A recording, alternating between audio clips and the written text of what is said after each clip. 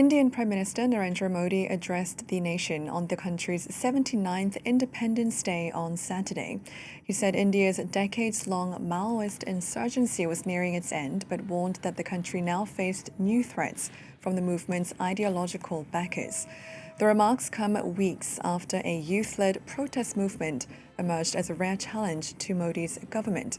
For more on the story, I'm joined in the studio by France 24's Jamie Smith-Maillet. Jamie, good to see you. So tell us more about the content of his address and the message he was hoping to convey.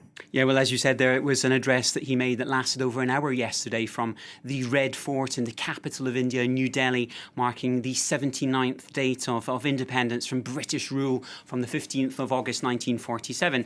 Now, the Prime Minister himself was speaking to crowds, really setting out, as you said there, the steps ahead for India in the next couple of decades, taking India up to its 100 years as a fully developed nation. It's 100 years since independence. He talked about a 7-point growth and reform framework which was announced, focusing on manufacturing, agriculture, technology, defence, some soft powers as well, yoga, tourism, handicrafts were also mentioned.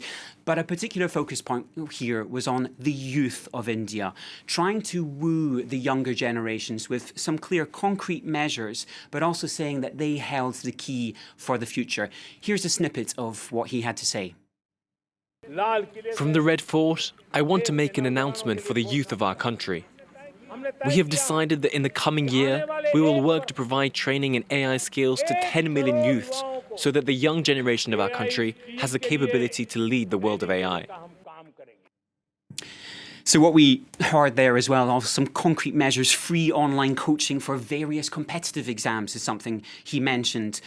These AI training skills as well to allow 10 million young people to access individualised coaching, a push for sports to identify talent of new athletes. And Indian media also picked up on the language used.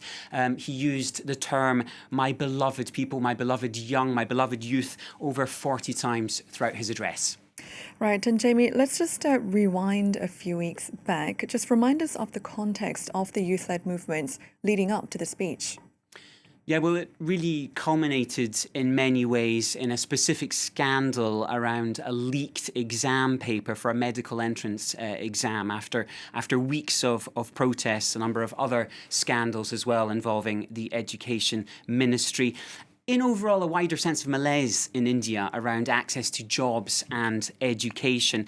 Really, there's been immense pressure on the youth of India to access notably government-run and public-backed colleges, which are a highly sought-after pathway for many to get secure jobs within India in a very sort of cutthroat industry. And this leaked exam paper was really the sort of breaking point, which led to the resignation of the Minister of Education, Dharmendra Pradhan, in a post online on the 25th of July. He said, considering the situation that has arisen at Jantar Mata, referring to the leaked paper, and across the country, so that anti-national forces do not take advantage of this situation, I have sent my resignation letter to the Prime Minister.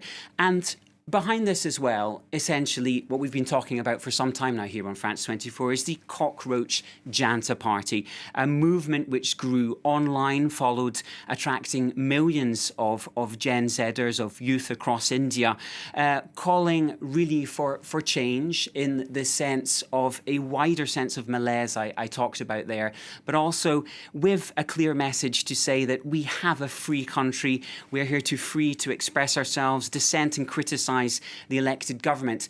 Much of this a sign in some ways that Modi has been weakening. His power has been weakening in recent times, and notably with the resignation of the Education Minister. This was seen as a point where he really buckled because he'd always said that his ministers should not succumb to public pressure.